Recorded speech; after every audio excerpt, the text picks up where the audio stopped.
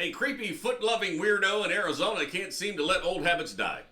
28-year-old Jesse Michael Johnson was arrested after he was caught hiding under women's cars at the self-serve car wash so he could gaze at their feet while they vacuumed the interior. Weird. According to police, Johnson would park his car next to the victim and when she wasn't looking would crawl under her vehicle and stare at her feet while she used a vacuum. Oh, weird. Once she was done, Johnson would slide out from under the car and leave the area. One of the victims was getting into her car when she saw Johnson's head pop out from under the driver's side. Hello. And she called police.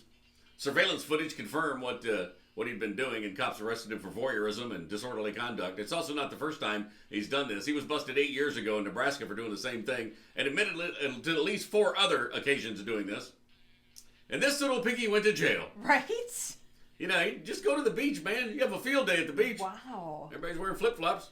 Just go crazy with your foot fetish. He just, Weirdo. went to new lengths. An owner of a garden center in Tennessee isn't going to get over his fear of clowns anytime soon after his business was robbed by a clown.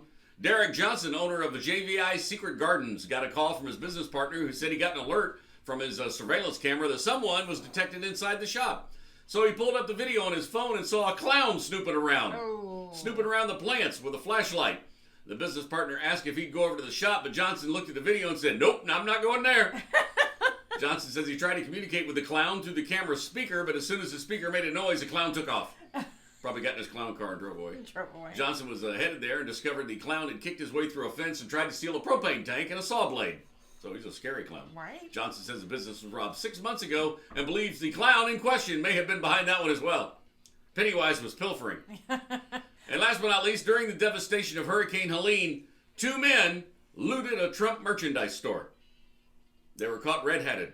Did you say red-hatted? And those are your knuckleheads. Find those stories wherever you follow us on social media. Search Mel and Scott in the Morning. That's awesome.